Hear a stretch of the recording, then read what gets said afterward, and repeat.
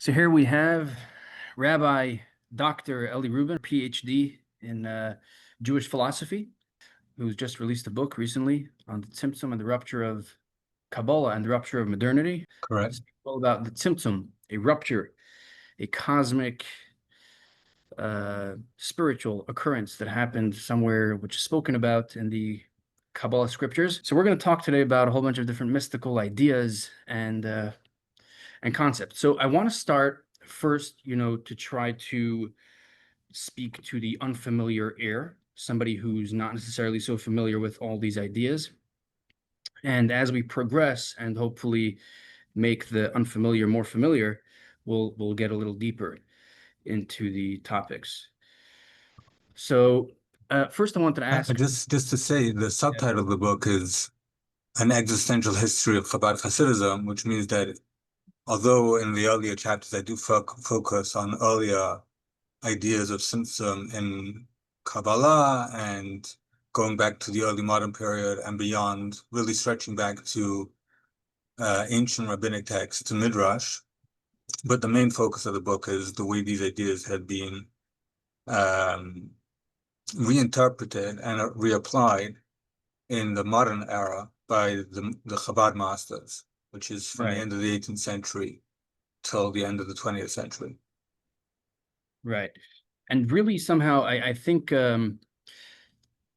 we can say, I'm obviously this project which I'm working on, Kabbalah Demystified, is extremely and mainly based on and soaked with Chabad Chassidus, Chabad teachings, which can probably be viewed as modern Kabbalah, or really the main authority of Kabbalistic study today. Would you agree with that? It's certainly the most influential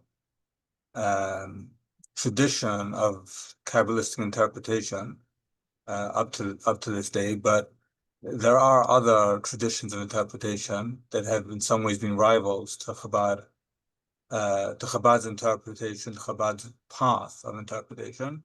And in some ways, Chabad thought is defined and understood precisely in terms of those debates, right? So many Kabbalistic ideas are subject to debate.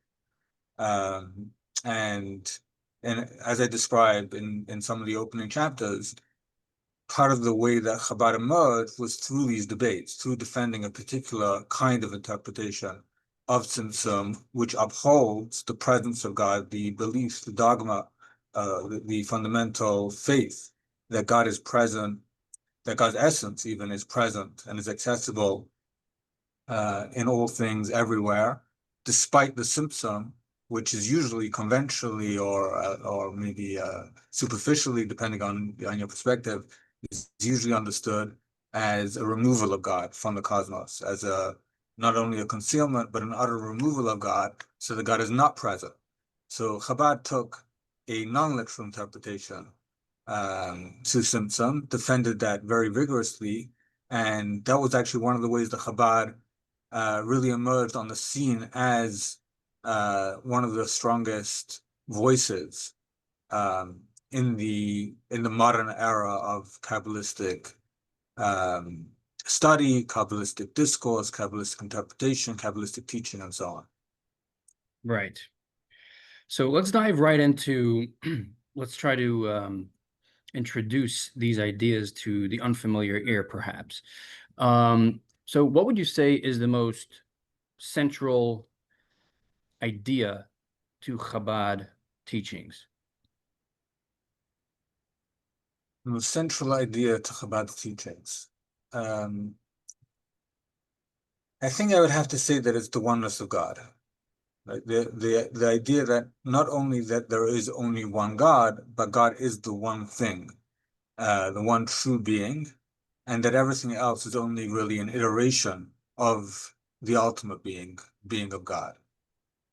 And so, in fact, I saw recently a discussion by the Rebbe Rashab, the Chabad fifth Rebbe. At the end of this discussion took place at the beginning of the 20th century, I think in 1908 or 1909, around then. And he's having a discussion with some of his disciples or some of his colleagues about what is the innovation of Chabad Chassidism relative to Kabbalah more generally. And one of the ideas that's brought up, not by the Rebbe Rashab himself, but by one of his interlocutors, I think Rav Shmuel Gronim Esterman, who was an important teacher in the yeshiva in Lubavitch, in the Rebbe Rashab's yeshiva, he says that he heard in the name of Rav Shlomo Friedrich. Rav Shlomo Friedrich was an important disciple of the Alter Rebbe, that the innovation of Chabad thought is that while earlier Kabbalistic discourse described different theological principles about God, the different modes of divine manifestation, and so on, Chabad upheld and placed at the center the oneness of God, or the singularity of God, the idea that there is nothing other than God, that God is the one thing that exists. Right. So I would actually agree with that. I thought that because the book was all surrounded around the Tzimtzum, I thought that, perhaps you would say it was that. But okay, I'm glad to hear that we're on the same page. So the central idea is the fact that there is nothing other than God, right? But one Yes. thing which definitely does In a way, in that direction, Tzimtzum really complicates that idea, right? right? Tzimtzum, in a way, is if we take Tzimtzum literally, it's actually Gershom Shalom, one of the founding scholars of the academic study of Kabbalah. He said that if you take Tzimtzum literally, it's the most. I'm not phrasing exactly the way he phrased it, but he said it's the boldest attempt to actually declare that there is something other than God. Because Tzimtzum, Right. the idea of ex nihilo, creating something out of nothing, if you say there's nothing other than God, well, then there is nothing other than God. There is no Exactly. something that's coming out, that's being created out of nothing.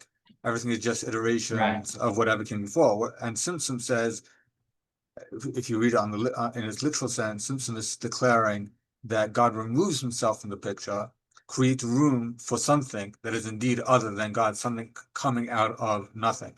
So the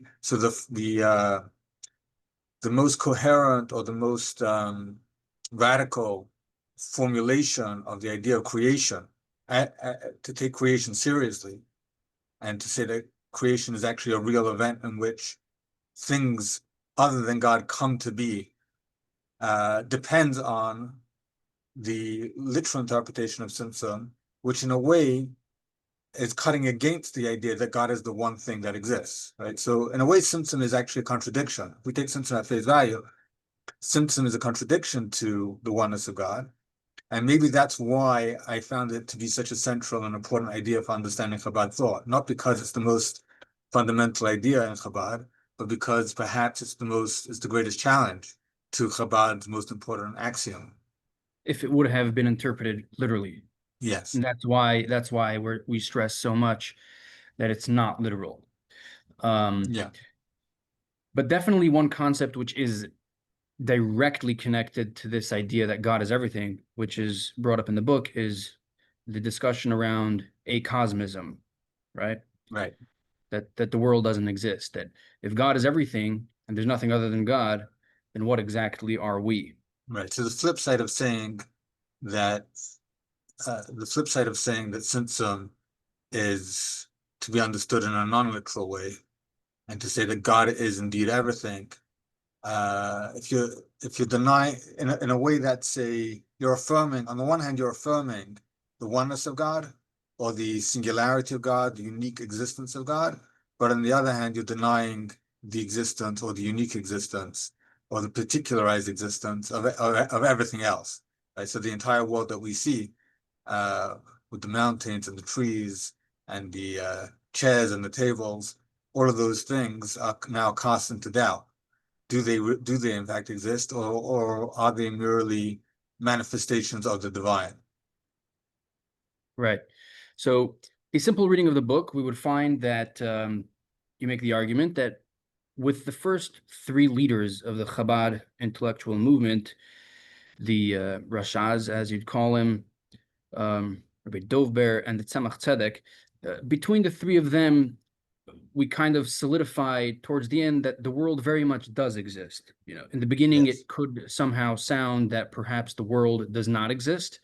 The second solidifies that a little more, and the third explicitly says the world does exist, right? Yes. And obviously, we're all sitting here in this room, so we think that the world exists. So therefore, the first of those would have to very strongly make the argument that the world doesn't exist, because that's the novelty here. It's a new idea. The world doesn't exist. And then because that idea soaked so deeply into the movement's thought, into the intellectual thought, therefore the next leaders actually needed to point out, no, the world does exist. Not exactly that it doesn't exist. It's just that it's effaced. I think that's the word you Right. used. Right. So I don't know if I would use the term needed in such a strong formulation, but I think that is a pattern that emerges when you study the text, when you study the teachings of the successive generations. And I think many students of Chabad thought, especially those who study the Alter Rebbe, who study the Tanya, who study Shar Yichud V'Hamuna, which is the second part of Tanya, which deals with the oneness of God, you have formulations there which say things like the world is Ayin Mamish, right? Ayin Ve'efes Mamish, which means literally nothing. And so many students and many scholars came away with the impression that Rashaz, the Rabbi Shneur Zalman of Liadi, the founder of Chabad, is asserting that in fact the world doesn't exist and that it's just some kind of mirage, right? Some scholars use the language of mirage or imagination, and so the first big move that I made was to read Rabbi Shneur Zalman Liadi himself very carefully to see if that is indeed the position that he's articulating, or if there's something more complicated going on. And I came to the conclusion that there is something much more complicated going on, that he's not denying the reality of the physical world, but he's denying that it is anything other than God. So to say that there is nothing other than God is not to say that the world doesn't exist, but is rather to say that everything that exists, everything that we experience, is an iteration of the divine. And what's false is not its existence. What's false is the impression that it gives us that it's something other than God. So if I see a table and I think that the table exists independently of God, so that would be a falsehood. But to see the table as an iteration of God, as God communicating something of his own being, endowing something of his own being, manifesting something of his own being in the table, that would not be a falsehood at all. On the contrary, that would be a perception of reality, an accurate perception of reality, according to Rabbi Shneur Zalman of Liadi. And moreover, he actually declares that the true recognition of God's oneness is only possible in the physical world, which is a kind of paradoxical idea, but I think to kind of summarize the idea, at least in a superficial manner, I think what he's saying there is that when you have spiritual manifestations of God, when you have some kind of otherworldly, some kind of more perfect manifestation of God, more obvious manifestation of God, we are not able to, or those kinds of beings, spiritual, more ideal beings, are not able to see the uniqueness of God, the true oneness of God as something that is utterly unique, utterly different, utterly transcendent from all its manifestations. But in this world, it's easier because this world is a physical world, is a world that is not intuitively understood to be divine.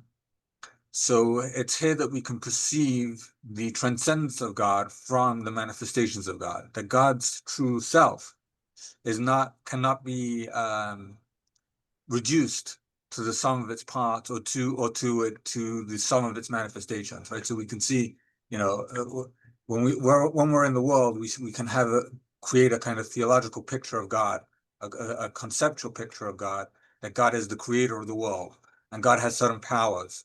God has the power to create. God has the power to create something out of nothing, We can create a concept of God's kindness in creating. We can create a concept of God's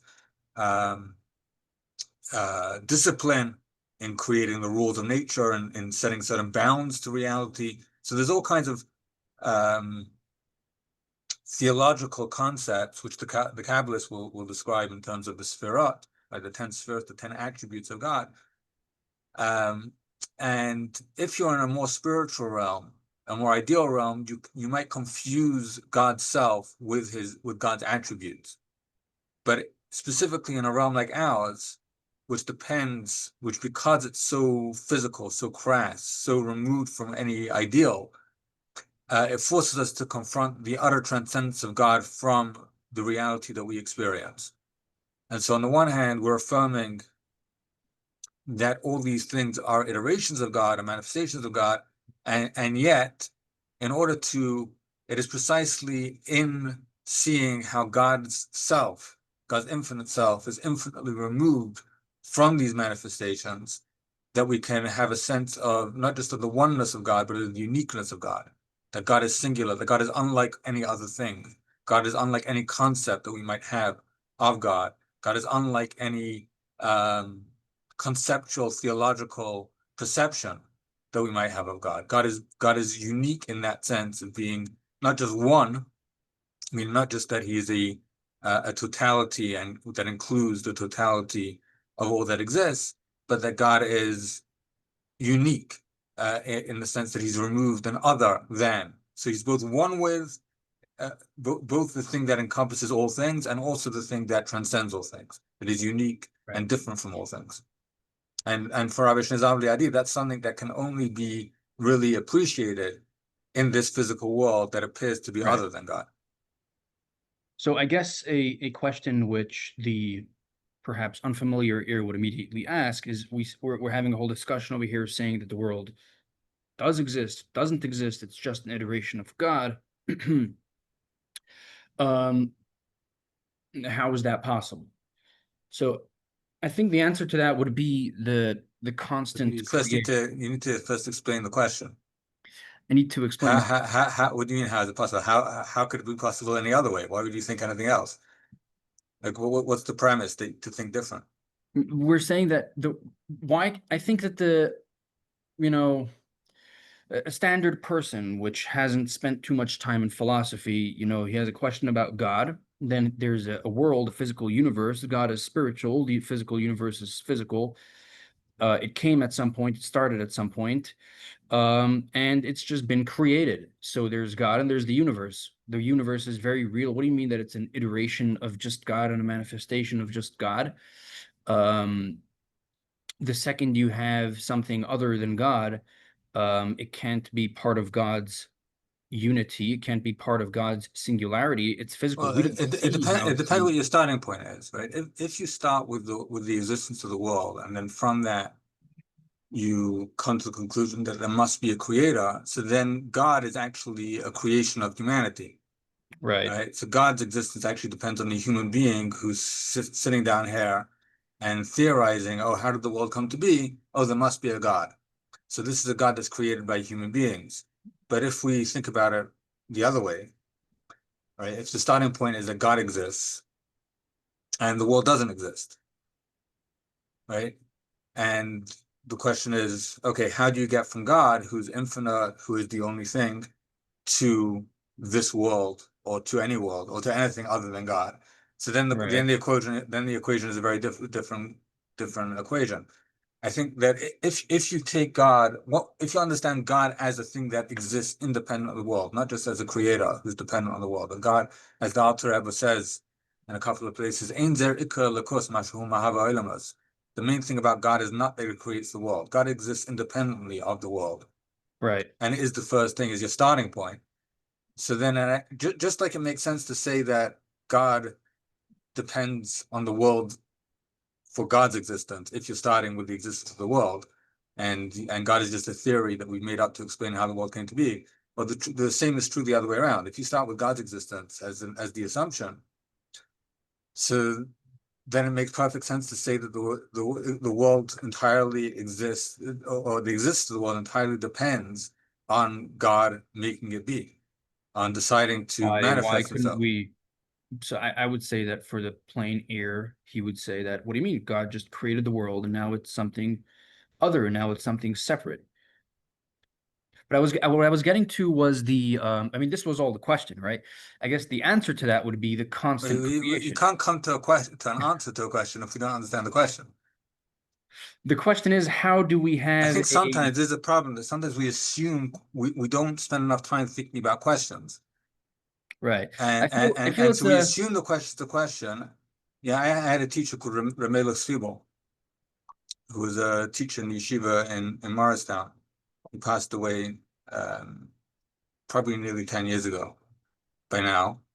right, And he was one of the great things about his teaching was that he spent as long trying to help you, trying to force you to understand the question, or maybe even longer, right, right, uh, than he did on helping you to understand the answer. right. And I think often what's more important than good answers is good questions. And sometimes the answers that we have are just the preparation for asking better questions. So, Right. so I'm always suspicious of people who are jumping to the answers without properly interrogating the question, making sure that they've understood the question, Hmm. right? Because if the question isn't a question, then the answer isn't really an answer either. Right. So I guess let's talk more about the question. So we have this infinite God, right? Right. Um, Perfect, which is independent, not the way it is described in the scriptures is pashut, which means, I guess we can say in a very simple way, just the word simple, but it really means undefined. There's no details which make it what it is. Instead, it is something which exists from within itself and is just a perfect existence. So we have that existence, and then we have the world. Now, us as humans, so we accept, let's say, the idea of God. We believe in God. God is an existence which exists on his own, but we see ourselves. Now we understand that we must have come from God. So the question is, how does this happen that it doesn't seem so? How does it happen? How does it happen? And what do you mean that this is a constant manifestation of godliness? It doesn't seem like a constant manifestation of godliness. For all I know, maybe it was just that God decided to create the world and then either moved on or didn't move on, continued investing into the world and continues sustaining it. But what would that mean that the world does not exist and it is only a manifestation of God? How can that be explained? Seems to me they're asking two uh, related questions, but which are really distinct. One is a question about perception, our perception of reality. That if indeed the world is a manifestation of God, um, why does it not communicate its divinity, its divine core more coherently, more legibly, right? Why is it that when we look at the world, we don't see it as divine? I think that's one question you're answering, which is really a question about divine concealment. Another question that you seem to be asking is a question about the the the constantness, the permanent or the continuity of God's engagement with the world. Which is an idea which we haven't really mentioned, but it's certainly there in Chabad text, about thought. The idea that God is constantly recreating the world at every moment, and so every moment is actually a kind of new manifestation of God. It's not just the world in general is a manifestation of God, but that every iteration of worldly existence is a new iteration, a new communication, as it were, from God. Like, these are two questions. One is about why is it that if God is communicating to us through the world, and in fact, Rabbi Shnezam Liadi always uses the language of language, right, of Right. speech, of letters, to describe the processes of creation. So the world is actually understood as God speaking to us. God speaks the world into existence. Um, why is it that we do not understand? Why is it that we are not able to decode this language, right? So we have a language, God is speaking to us through the world, and yet we don't always see the world, or for the most part, actually, we see the world just as a world and not as Right. divine communication at all, right? So that's one I think question. my question is mainly I think the second point that you mentioned, that but without, meaning we don't know yet that God is constantly creating the world. All we've just heard in this conversation that according to Kabbalistic thought, the world doesn't exist. It is nothing other than a manifestation, an expression of godliness. So the question is, what do you mean that it's just a manifestation of godliness? Why is it currently a manifestation of godliness? You're saying that the world doesn't exist. What makes it currently a manifestation of godliness? In the beginning, I Well, was trying to. to the degree that it exists, it's a manifestation of godliness. Insofar as it exists, right? If we accept the fact that it exists, and there's not a something that we've conjured up for ourselves, which wouldn't really make sense anyway, right? But if we assume that it exists, That's the how can assumption. it exist as anything other than God, who is God? God is being. God is the ground of being, the source of all being. So anything that exists because God has endowed it, has donated some of his own being, as it were, to this new entity, has manifested himself as this thing in this particular way, right? Yeah, and I think the answer to that question would be is the fact that God is constantly creating the world.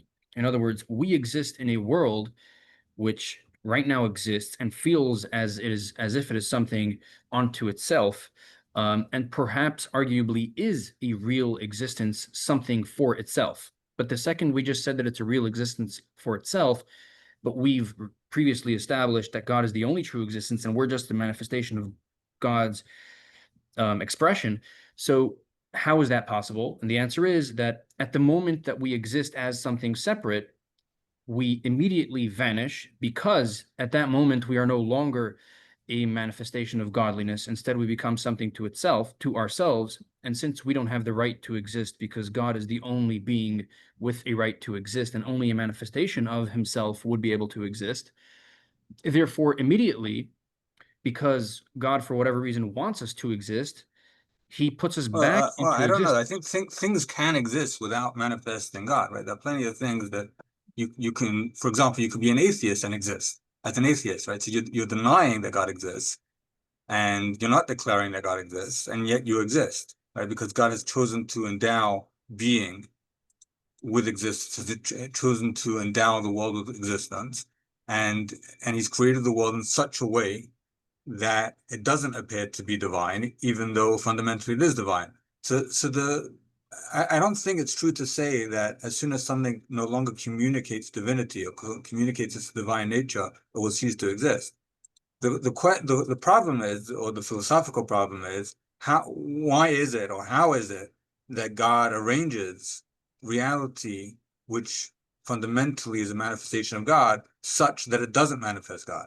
Right? That seems to be the problem, and the answer to that is Tzimtzum itself. Right? That's where Tzimtzum, the big idea of Tzimtzum, is at least in Chabad thought, is a way to talk about the paradox or the miracle of divine concealment, that God is both presenting himself in the world and concealing himself within the world at the same time, right?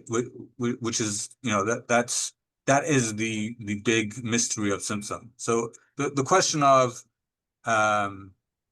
constant creation, I think we should leave aside, and the question of, again, I'm not sure, I don't think it's coherent to say that something that is not manifest in God will automatically no longer exist. I think that's against the evidence that I don't know about we see. manifesting. Yeah. I don't know about man. I don't mean by expressing God. What I mean is that something which is not God cannot exist.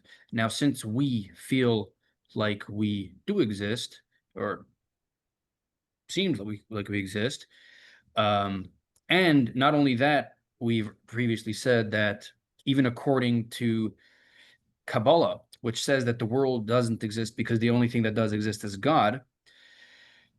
So what does it mean that the world exists and is still part of the only existence, which is God?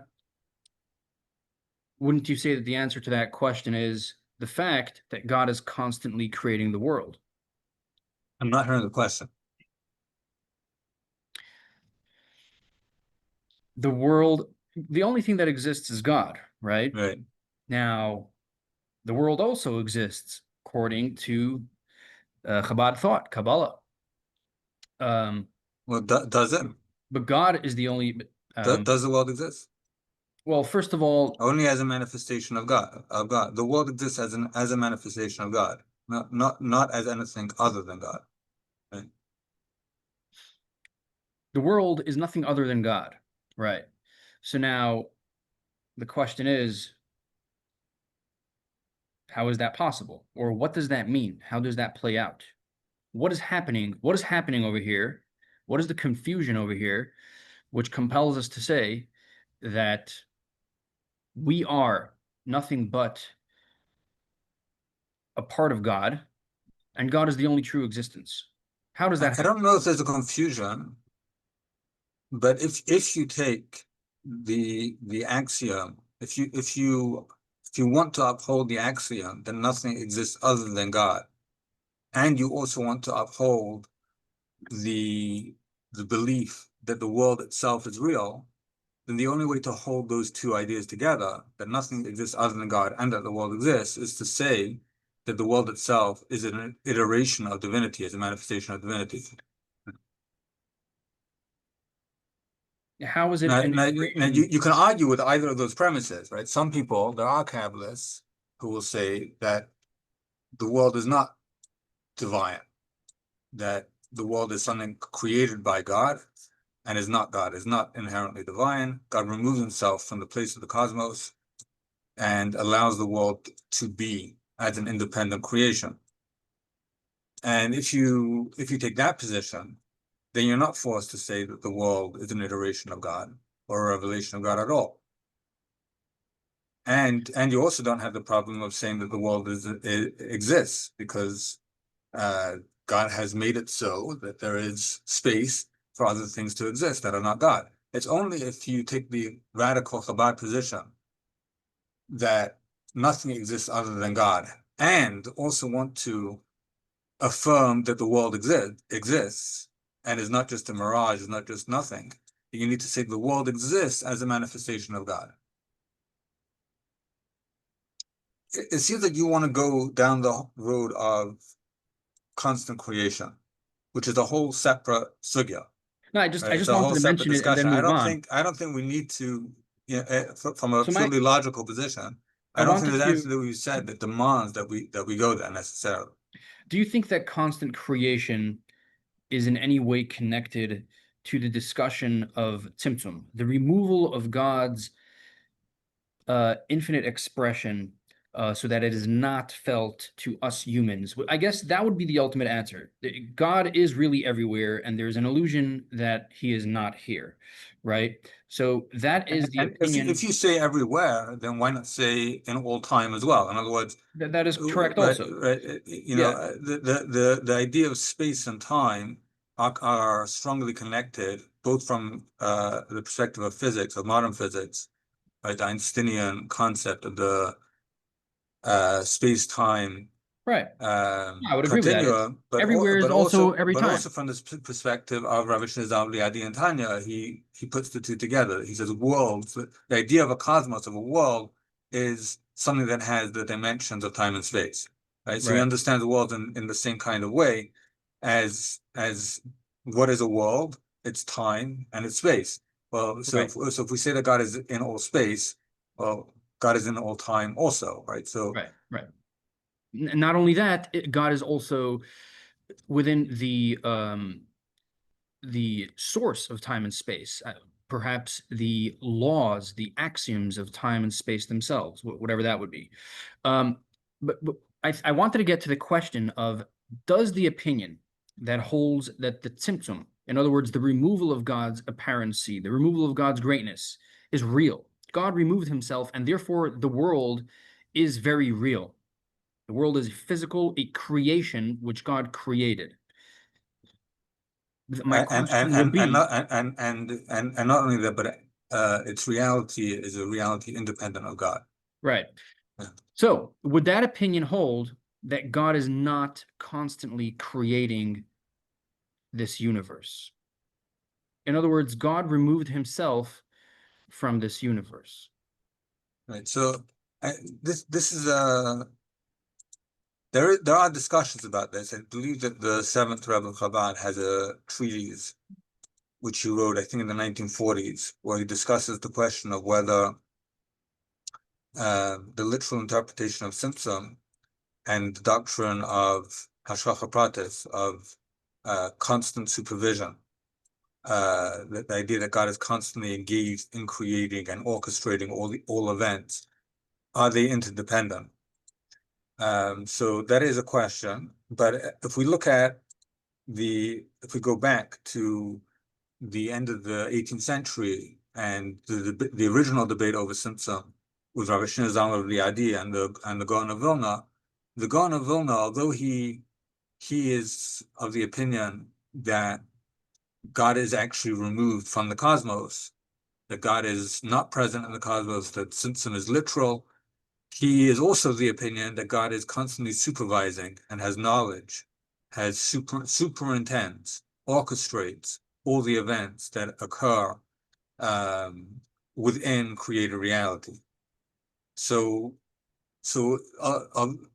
presumably he would have thought that they're not interdependent, but Rabbi Zalman Riadi used this as an argument against him, because Rabbi Zalman Riadi, it seems, was of the opinion that to believe that God is constantly orchestrating all events and has knowledge of all events means that you would have to say that Tzimtzum is not literal. And the reason why he concludes that is based on a Maimonidean principle, which is the principle that God's knowledge, divine knowledge, is self-knowledge. So Maimonides, very famously, both in his Mishnah Torah, his work of Jewish law, where he codifies certain theological principles, and also in his philosophical work, The Guide to the Perplexed, he tells us that whenever we talk about an attribute of God, let's say we talk about divine kindness, or we talk about divine creation, and more specifically, divine knowledge, the example that he uses, divine knowledge, we cannot think of it in the same way that we experience those phenomena ourselves, right? So a human being, the way a human being experiences knowledge is in a fragmented way. We have the self that knows. Right. There's the thing that we know, and the experience of knowledge connects the self to the thing that we know. So there's the knower, the thing that's known, and the knowledge. These are three different separate entities which come together, which have a relationship through knowledge. But if I know that there is a table in this room, the table is not me. I am the Right. knower who, through knowledge, through my knowledge of the table, knows that there is a table, but I'm not the table. But With in the God, it's case all of one. God, it's all one. There's no three elements, because going back to that first principle that we discussed as being probably the most fundamental concept in the Chabad conceptual universe, the concept of God's oneness, that there's nothing other than God. So it would be completely nonsensical to think of divine knowledge in the same way that we experience knowledge ourselves. And we would have to say that divine knowledge is such that the self, the divine self that knows, and the experience of knowledge and the thing that is known are not three different things, but are all one thing, are all the only thing, they're all iterations of the one thing that exists, which is God. And so if God knows that there is a table in this room, then the table is divine. The table cannot be anything other than God, because in general, there can be nothing other than God. And so the various attributes of God must all be self-referential. There must be all kind of like closed circular systems, which always refer back to themselves. So hence, says the Alter Rebbe, if we know that the Vilna Gaon upholds the belief that God has knowledge of all things, that God superintends all things that exist, and we assume that he upholds Maimonides' principle that God's knowledge must be self-knowledge. So God's knowledge of the world entails that the world itself is divine and that the world is nothing other than God. And if so, according to the Alter Rebbe is arguing that the Gra's own positions are philosophically incoherent, because the premise of superintendence, which he upholds, leads to the conclusion that the Tzimtzum cannot be taken literally, that God cannot be removed from the world, that the world itself must be divine, which is a position that the Gra denies.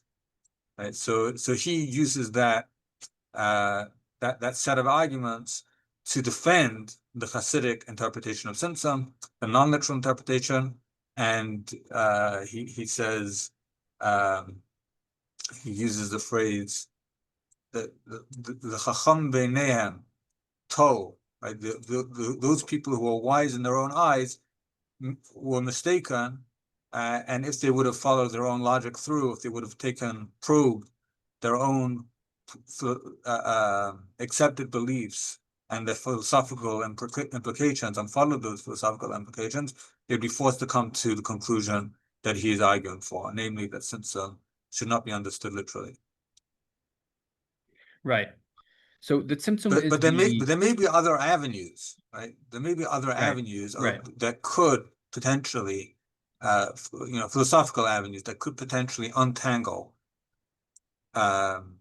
these two doctrines, right? Doctrine of how to interpret Tzimtzum and the doctrine of how to understand divine superintendence. But that is the path of the Alter Rebbe, and I find it very compelling. I also did. So let's go back to the Tzimtzum. Let's speak a little bit about the Tzimtzums. You might not have a definite answer to this. Some of the people who I asked, how many stages are there in the Seder Hishtalshlus, the cosmic evolution of spiritual realms? Nobody gives it a specific number.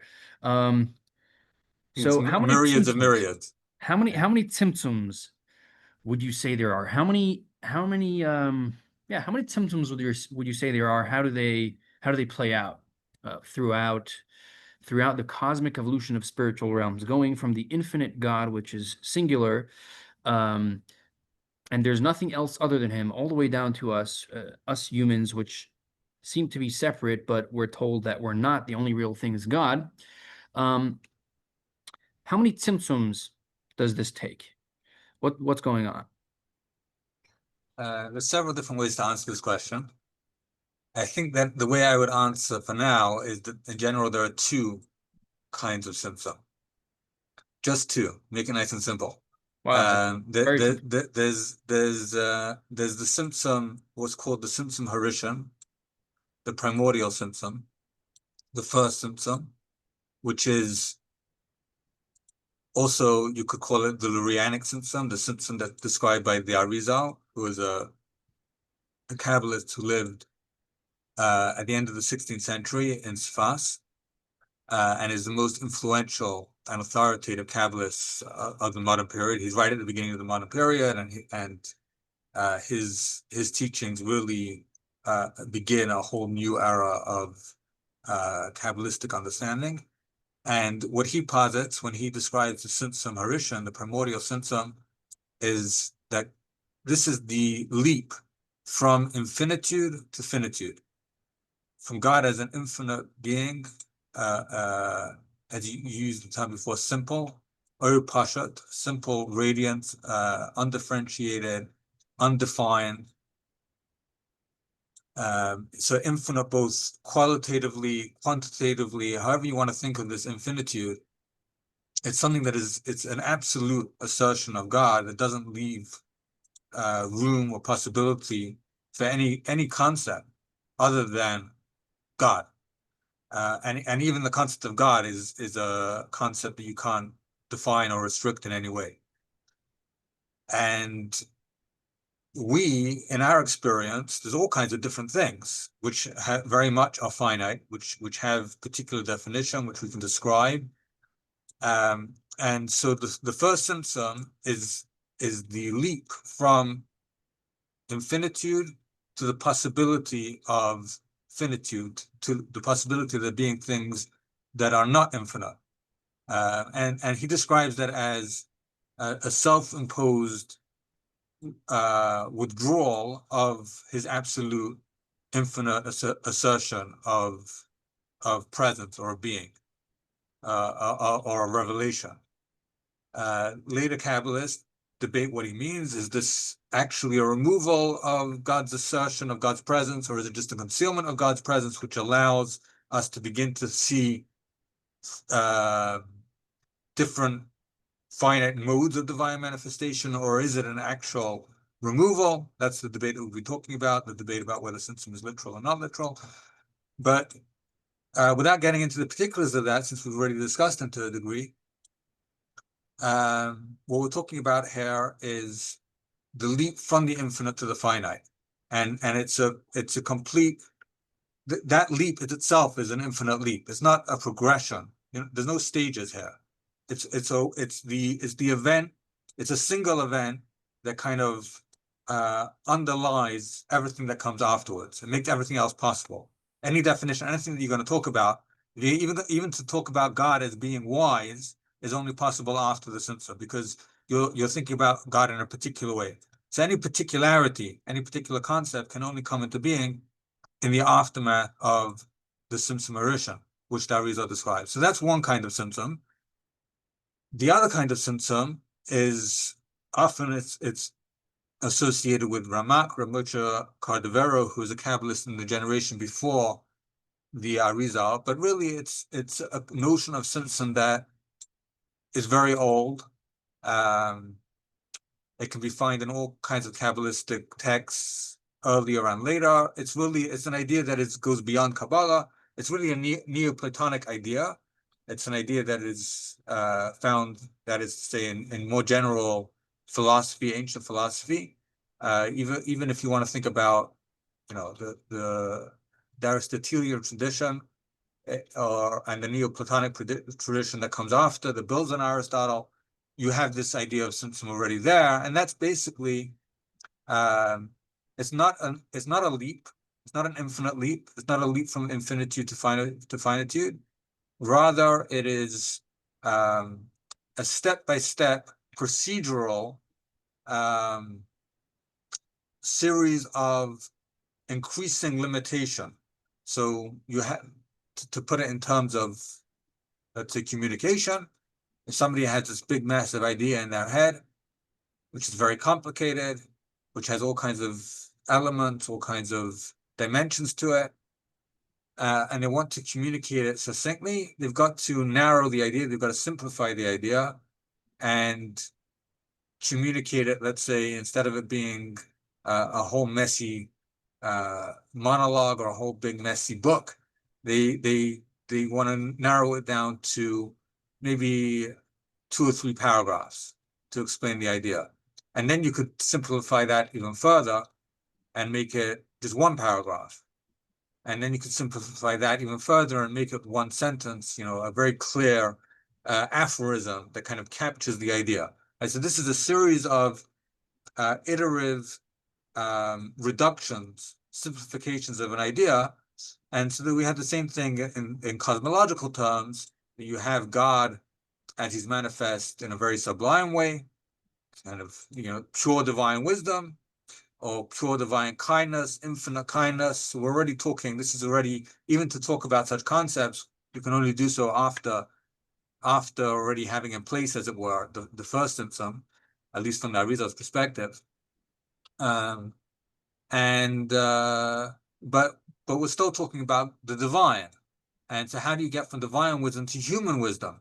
Human wisdom is obviously much more limited than divine wisdom. So you can describe a kind of a ladder or a staircase of iterative simplifications, transformations, by which a very sublime and elevated, abstracted concept becomes more and more crass, and can even become translated into something physical. So, for example, the divine grace of God becomes a melody, a beautiful, very graceful melody. Or maybe the grace of God, the kindness of God becomes the sweetness of an apple. Right? So that's something that you can actually taste. It's something which is very tangible. And so these are reductions. There's the way the thing exists in a much more sublime level, and the way it's reduced and translated. Another way to think of it is light being projected through a thick veil, and then through another veil, or through different colored glass. So the light is not only reduced, but also transformed. It acquires different hues as it goes through a kind of a series of progressions. And so that way, whereas if you would look at the sun directly, you would be blinded, but then you can have a very beautiful pattern that's produced through the light being reduced and through it being projected through different lenses and so on, through a prism, and you have a beautiful rainbow pattern that you can look at and appreciate without being blinded. And so that is Right. the second kind of Tzimtzum. It's not a removal of the infinite radiance of God. It's not a concealment of the infinite radiance of God. Rather, it's a revelation of God's of the divine, but it's a revelation that is progressively limited and reconstrued, simplified, made more tangible with each cosmic stage, with each step of being. Those are Right. the two kinds of Tzimtzum. And within that, obviously, there can be many, many thousands and myriads of Right. gradations of Yeah, so I think concealment. that second kind of Tzimtzum, that progression where things kind of get smaller and smaller, I guess whatever. So we know, I guess that exists throughout the cosmic evolution of spiritual realms. We know that Yeah. perhaps even before the primordial Tzimtzum, the first Lurianic Tzimtzum, the Tzimtzum which was a complete removal of God's infinitude and singularity and simplicity, as we've described it before, the undefined essence of God. We know that even to reach that Tzimtzum, that quantum leap, as I've heard some people calling it, there were many stages of Tzimtzum.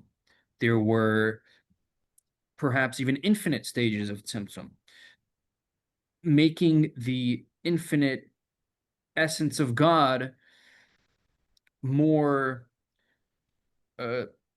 able to receive a quantum leap to go ahead and create otherness. So to get to that Tzimtzum, there was that progression, that Right.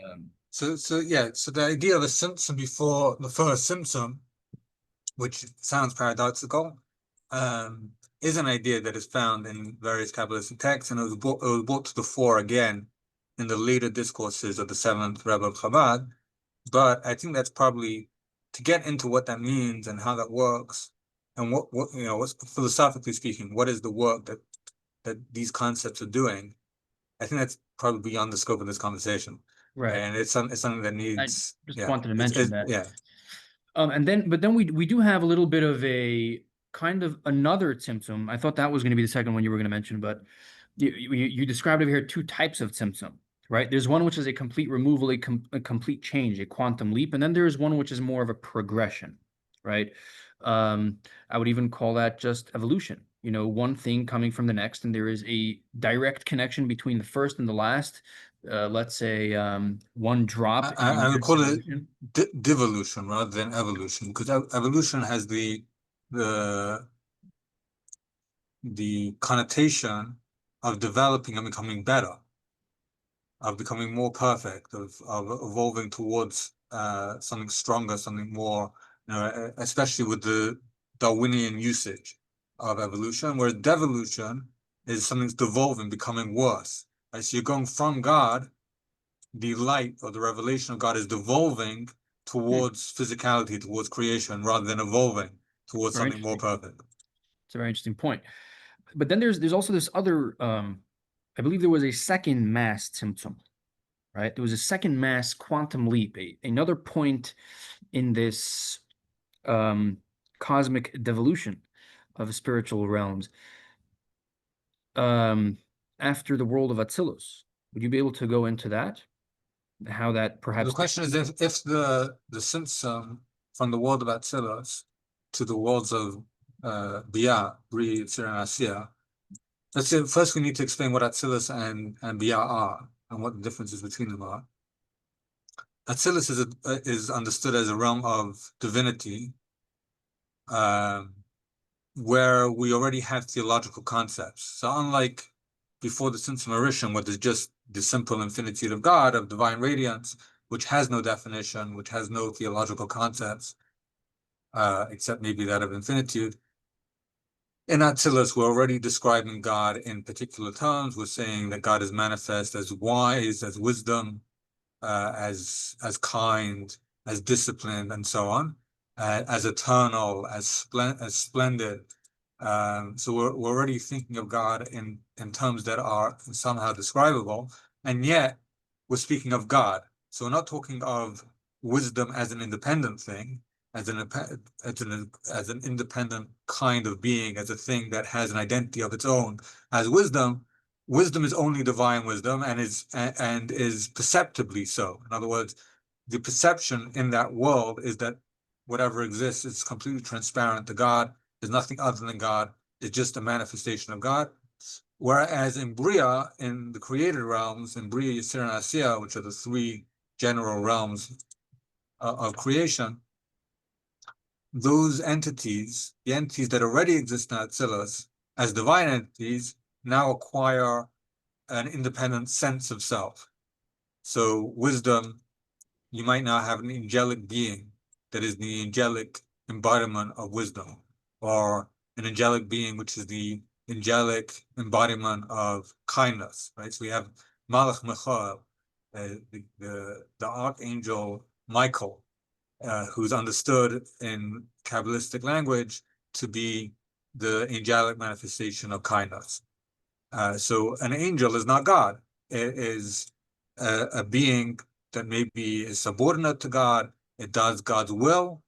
It's a messenger of God into the cosmos. It makes God manifest. It acts on behalf of God, but it has the sense of being a self that is serving God.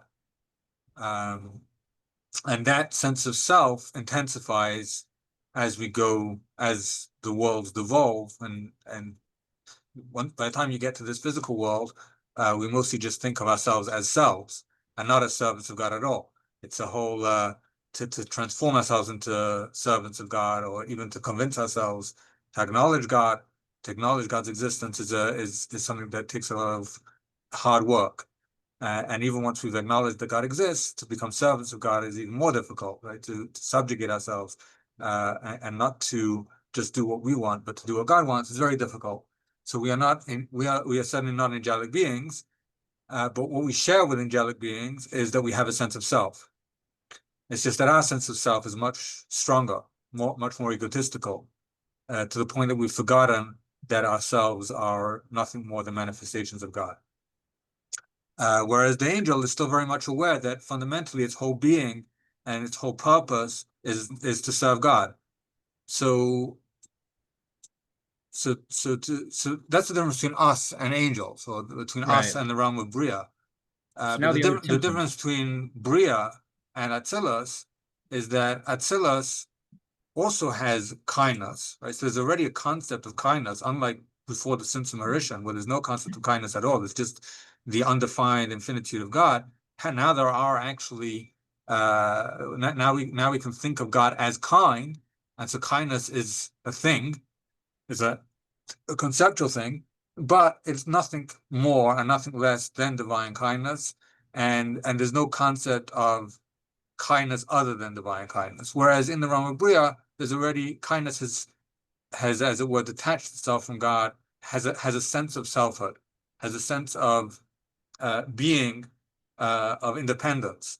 It's in a relationship to God rather than being God. And so how do you so the question here is, how do you get from pure divinity, pure divine kindness, a world in which all entities are transparent to God, do not view themselves as anything other than God? How do you get from there to a world in which things put their sense of self first, or allow a sense of self to actually emerge, to come to the fore.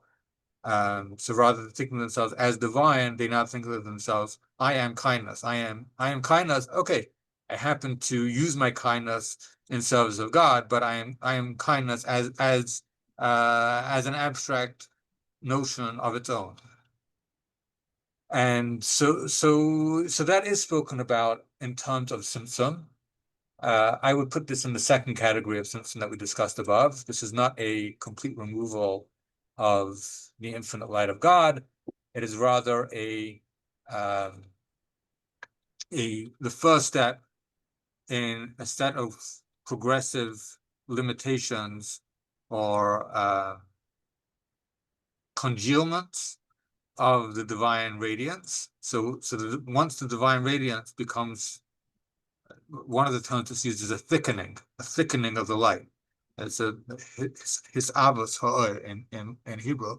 It's a term that we find certainly in the Rebbe Rashab already, that the light thickens. So as it were, divine kindness becomes something thicker, something more tangible. The selfhood, the sense of self becomes detached from its source, from its divine source. And that process is a kind of Tzimtzum. So sometimes that's called the parsa, which is a kind of Curtain. maybe a curtain, yes. So the light shone through a curtain. On the other side of the curtain, the light is of an entirely different quality. So if you have the sun shining on one side of the curtain, the other side is not going to be totally dark, because it's not a blackout curtain. It's a curtain that allows light to shine through it, but yet you're going to have a kind of twilight, and it's going to be very different from being in direct sunlight. And so that's kind of the transition from the realm of Atzilus. It's a way to think about the transition from the realm of Atzilus, where everything is completely transparent to God, where everything as it were is blinded by the coherence, by the clarity of the divine radiance. And then in the realm of the angels, it's very clear that there's a sun shining into their realm, and that the light that they have in their realm is sunshine, is divine light, and yet it is that much dimmer, it is that much thicker, and so it allows them to emerge as independent entities. One way of thinking about this is using the language of the Talmud, shraga b'tihira mayahani. If you have a flame flickering in the sunlight, it doesn't add any light. But if the flame is flickering in a curtained room, so that now that flame is adding light. That flame is now an entity. It's something to take notice of. It's something that becomes a focal point. So similarly, in the realm of Atzilus, kindness is almost imperceptible. It's there, but all it is a conduit for the revelation of God. But in the curtained room of the realm of Bria, the candle of divine, of angelic kindness, is now very much an entity, is a focal point, is something that's contributing, that's illuminating the room, rather than being completely inconsequential. Right. So we know that there is a concept of something coming from nothing, yesh me'ayin, ex nihilo. That plays out in this place between Atzilus and Bria. Bria is the world of creation, and when kindness is something unto itself, it's something for itself. It exists on its own. It's its own existence. So it's Right. created. At least generally speaking, right? The way we would think about in the Chabad language, when you would talk about yesh me'ayin, something coming into being out of nothing, we will generally say that happens in Bria. Bria is the first yesh. But that's only in general terms, or maybe you could say specific terms, right? In terms of when you're talking specifically about the four worlds. But if you're talking in more general terms, you're talking about the whole cosmos. So you could say already Atzilus is yesh me'ayin relative to Atzilus. That's relative to the infinite radiance that's prior to Atzilus. And you could say Right. Keser, right? There's a hemshach from the Rebbe Rashab, a series of discourses, Shavuos Samachay, delivered beginning on the festival of Shavuos, 1905. He explains that everything requires a tzimtzum. Even between the Yes, Sephiros yeah, themselves, you exactly. At every require stage of existence, it's a completely new existence relative to the state that came before, and is therefore to be called yesh me'ayin. But But it yes, seems like but in there's general terms, we would say that Bria is yesh me'ayin. That's where you first have something emerging from nothing, because that's where you have something that's other than God.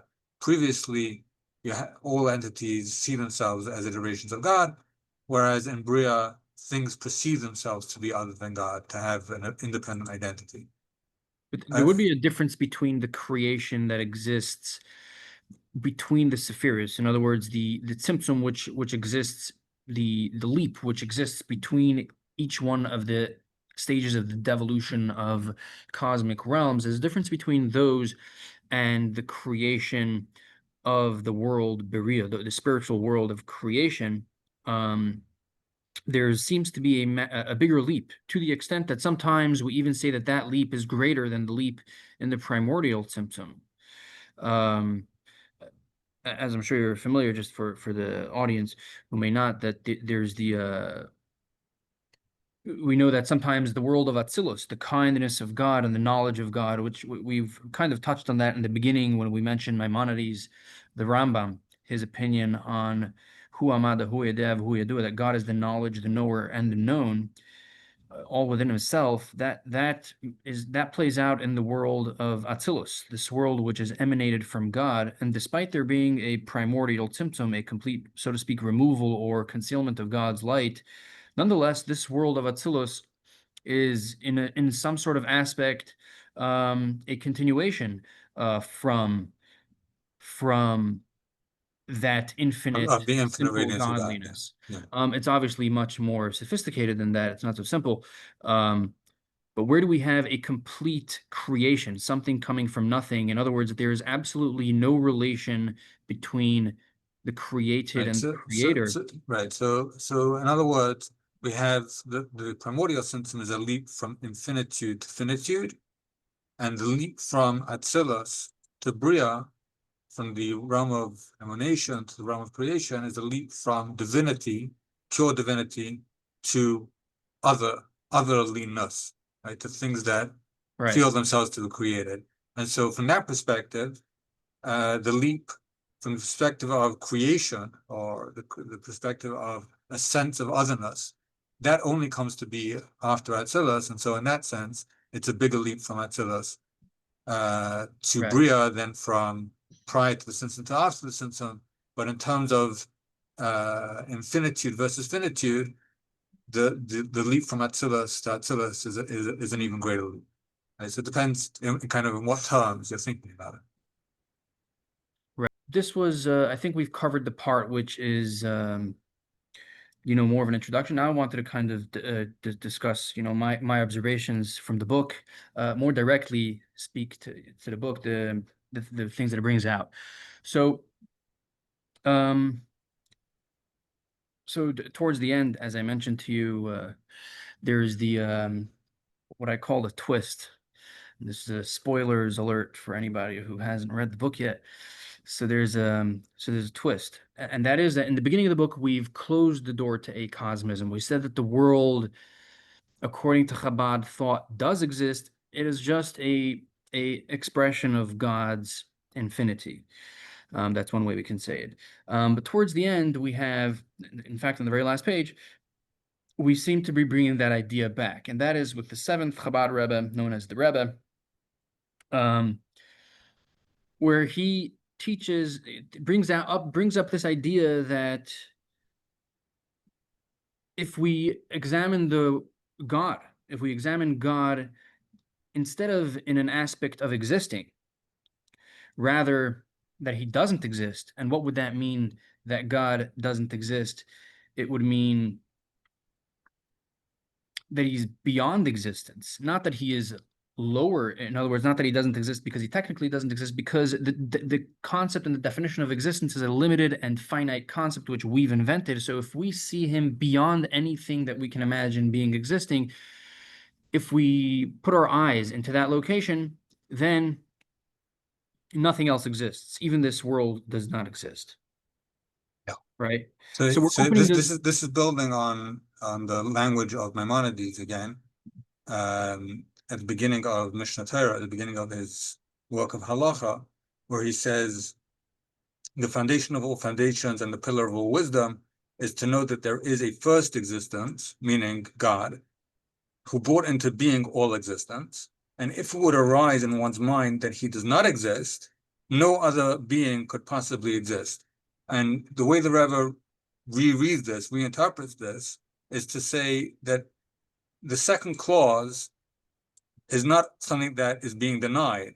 If it would arise in one's mind that he does not exist, is not something that is being dismissed, but rather it is something that can arise in one's mind. It's an elevation of mind. It's maybe even a higher register of thinking about God, that God's existence is beyond existence, that God does not exist in the way that we understand existence. God is right, not an asserted thing. God transcends being. right, right, In philosophical language, in the language of Elliot Wolfson, meta-ontological. God is beyond being. So if it would arise in our minds that God does not exist, then no other being could possibly exist, meaning from that perspective, the world itself doesn't exist either.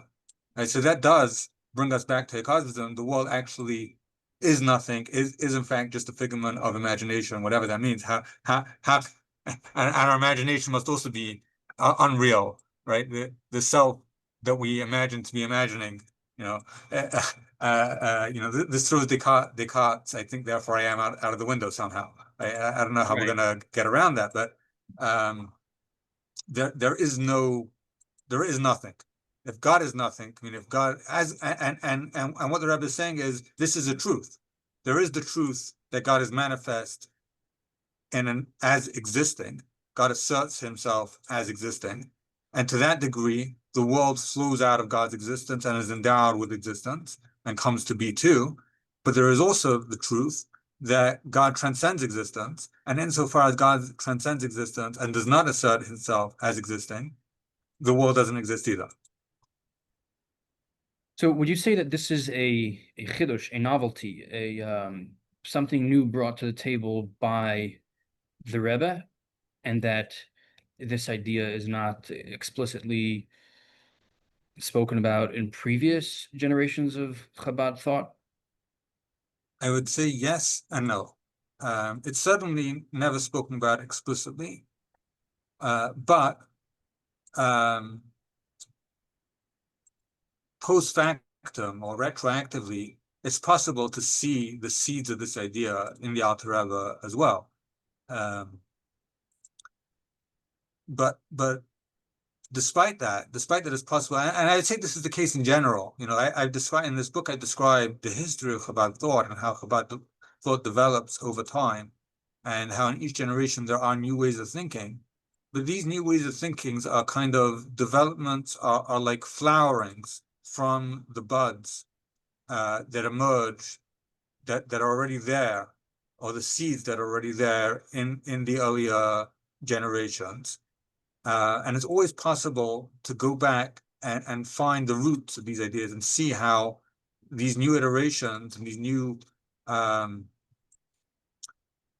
a way, breaks are part of a continuity. Right? The ruptures in Chabad thought, the Chidushim, the novelties, are also part of a tradition. They're flowing out of a tradition, and so it's more complicated than saying this is something.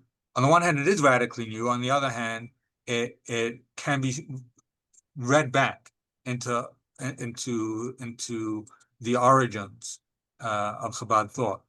But I think one way of talking about this is by talking about the reaction. When the Rebbe said these talks, I wasn't around then, but from what I've heard from people who were around, for people like Rabbi Yoel Khan, who was one of the chief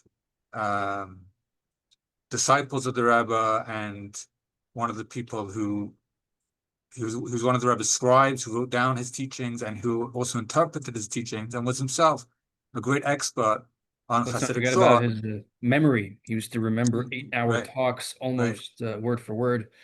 he had an amazing memory, but he was also a thinker and a scholar who studied the works of the previous rabbis, especially the Rabbi Rashab and the Frierdiker Rabbi. And when he heard these talks where the Rebbe started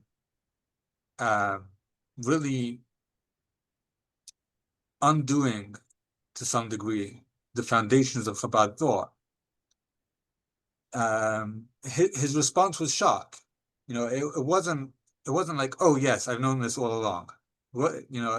He had to come to terms with it. And I think that the fact that it was shocking for him shows the degree to which it was, in fact, a radical departure. It wasn't expected. And it wasn't something, although retroactively you can see some of these ideas, you can see this kind of paradoxical thought already at work in the Alter Rebbe. It's not explicit at all, and therefore it was something that was. I see it as something that's stabilizing, because it's not just Rabbi Eli himself actually once wrote, and he wrote about this. First he wrote about it in Horace Aburim, then later on in the later volume of Sefer Archem, which is a kind of an encyclopedia of sorts that Rabbi Yochanan wrote over many years. It's an encyclopedia that doesn't finish the first letter of the Hebrew alphabet. So I'm not sure if it can even be classified as an encyclopedia, but it was intended at least, and it took the form initially of an encyclopedia. But in the last volume, this is something that he deals with quite extensively. The question of the reality of the world. He very much wanted to defend the reality of the world, to uphold the reality of the world. And yet, there is this idea of the unreality of the world, the nothingness of the world, the idea that the world, in fact, doesn't exist. And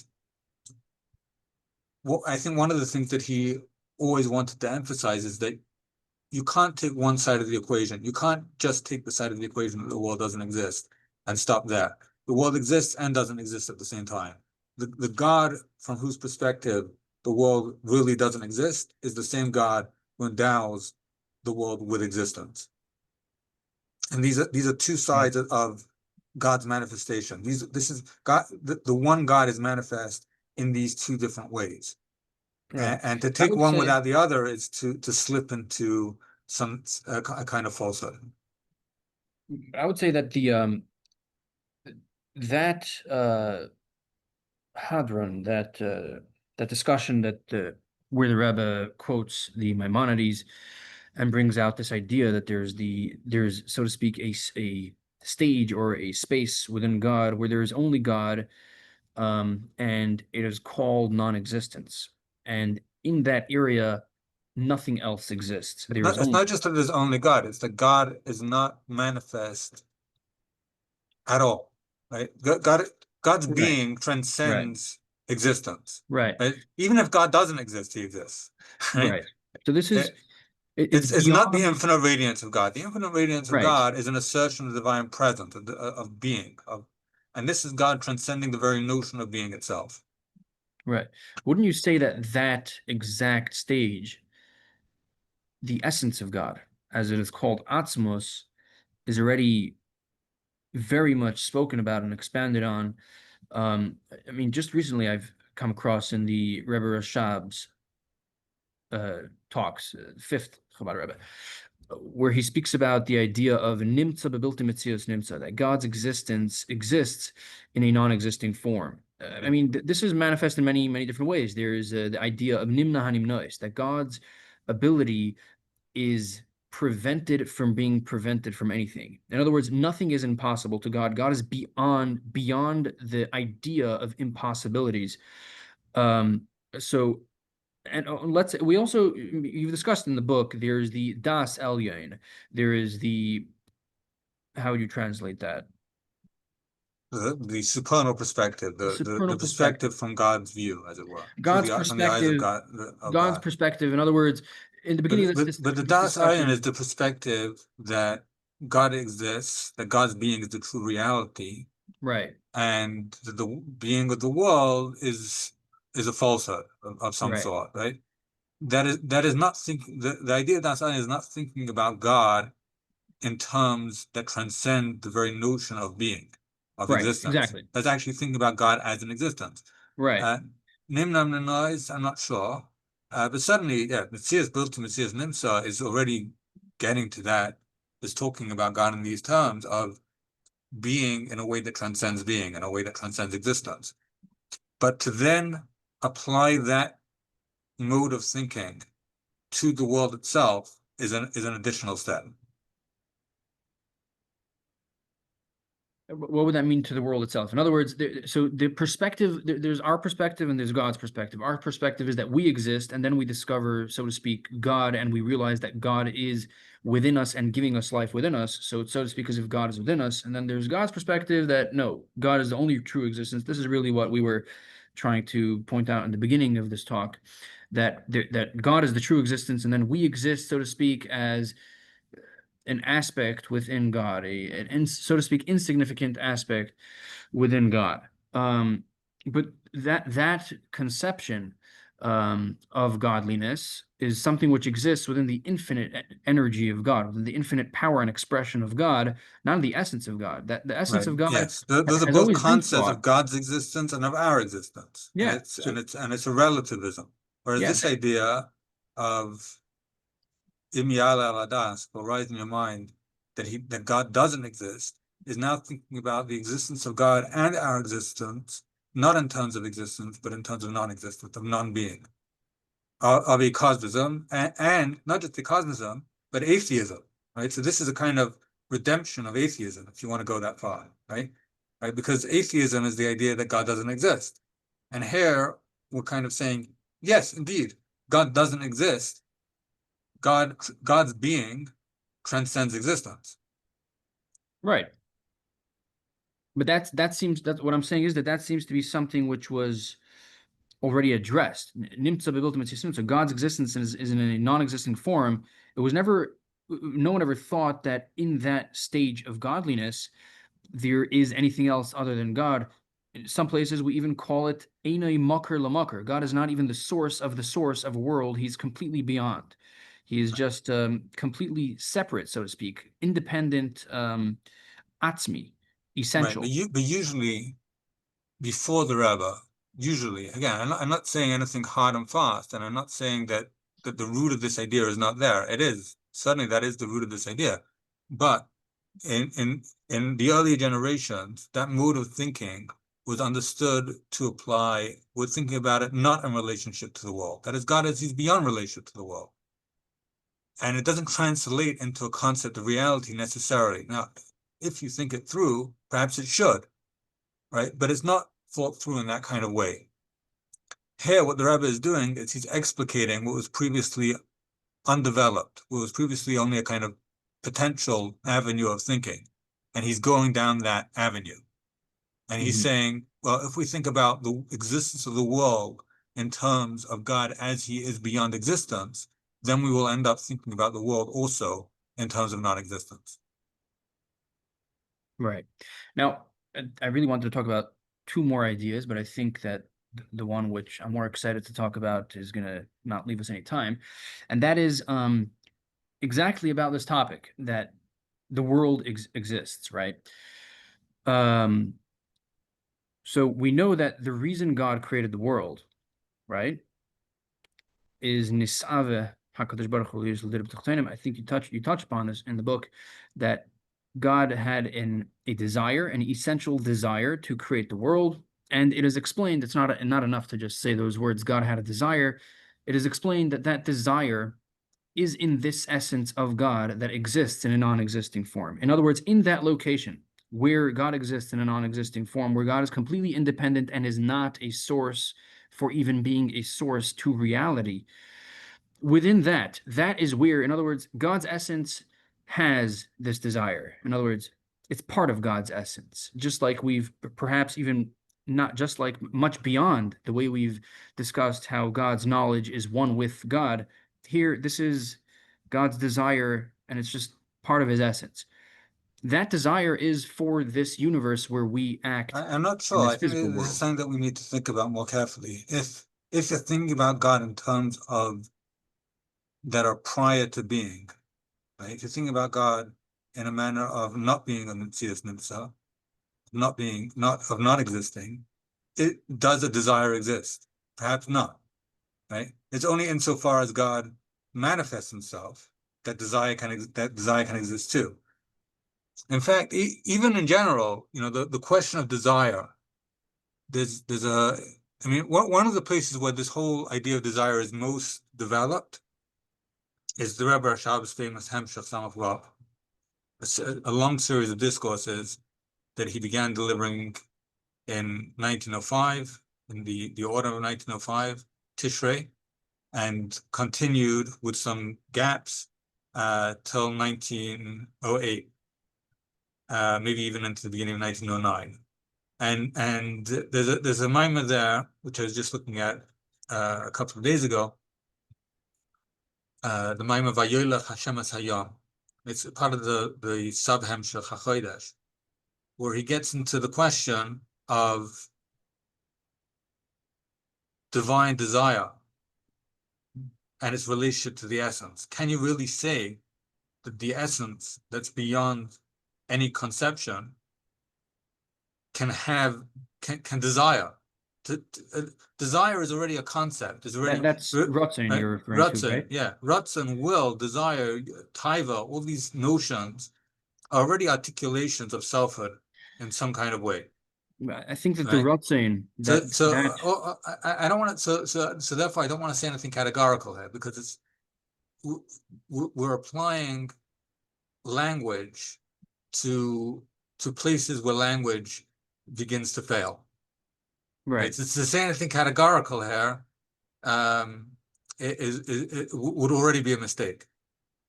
So let's not use the word desire, right? This desire, we know that this idea of Ratzon, in other words, God's will, known as I would sometimes also chesed. add that there's a hemshech from the Frierdiker Rebbe, Tafshin Gimel, where he discusses the question of where does this desire come from?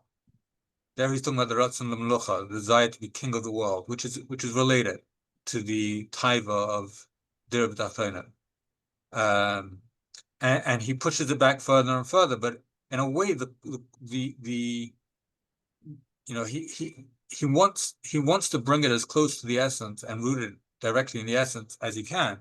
And in some way he does. I think he talks about the way that because the very transcendence of the essence is what the very beyondness of the essence, the very removedness of the essence from being is what becomes instantiated in the quality of being king of the world, of being Melech HaOlam. So that's where the desire begins from his very transcendence of being. But this is very subtle, Isn't the and point? it's something that requires careful thought, careful study, and definitely I don't want to, 1 foot give definitive, stake out a definitive position on where the Rabbi Rashab or the Frierdiker Rebbe is coming down. Right, but wouldn't the I'm saying nisava, I think that the whole point of the word nisava, that desire, let's remove the word. The point is that the God created the world, and this world connects to God in his essence when we fulfill his will, when we bring his infinite light, which is his will, and we follow his desire, his manifested desire. When we do that in this physical world, we bring out God's essence. And that is Yes. because it's God's essence which brings about, God's essence, which is beyond being, is the one that brings about our being, right? Right. So So I've just always, to summarize and maybe to bring things to a conclusion, you can get the impression when we talk about the whole order of the cosmos and the many Tzimtzumim, you can get the impression that we're very far removed from God.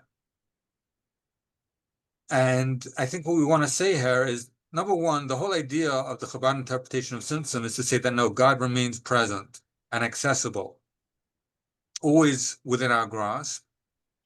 However far removed we are from God, we are actually not removed from God at all. And that removal, that sense of distance, is a falsehood. is a falsehood that God purposely engenders for a particular purpose, for the purpose of us turning around and reuniting with him. Right? So there's a kind of split. We're split away from God in order to create a relationship with God, in order to create a reunion with God. And the way to realize that reunion with God, and the way to grasp hold of the essence of God, which is always present within us, which is always present in reality, is through manifesting God's desire, God's will, which is the desire that we should study the Torah and fulfill the mitzvahs. And it's in studying the Torah and in it coming to innovative Torah understanding through hard work, through hard study, and through the difficult work of becoming a servant of God and manifesting God's will by following God's command, by doing God's will. We don't just become like the angelic beings that we described before in the realm of Bria, but actually we enter into a much more intimate relationship with God. We come to manifest the essence of God. We come to in some way grasp and behold the essence of God, Right. which seems completely incomprehensible. It seems completely counterintuitive. It seems actually impossible. And Right. indeed, it is impossible, except for the fact that God made it possible for us. Right. And that's the great gift of the Torah and the great gift of the mitzvahs, that through the Torah and the mitzvahs, we're able to overcome the infinite gap between humankind, between the Right. physical world and the very core, the very essence of being, and of God's being. So really the physical universe is not only very real, it's real by the essence of God. In other words, it has the greatest and most profound depth and reality. Right. So The same God who transcends being confers being on the so world. our existence is not a technical existence in order to even serve God in a certain way. It's we connect, our existence is so real by the essence of God when we connect to the essence of God. Bunch of hard words to bring together, but yeah. All right, this is a very wonderful conversation. Thank you very much, Rabbi Dr. Eli Rubin. We'll probably attach a link to the book with the Here's the book. here's the book. I wanted to bring it to show it also, but I forgot it on my shelf down there. Thank you very And much. I'll just say that if you order directly from the publisher, Stanford University Right. Press, you can use the code Rupture20 and get 20% off. And I'll put that link in the description when this comes out. Thank you very much. Thank you. That's Rabbah. Thank you.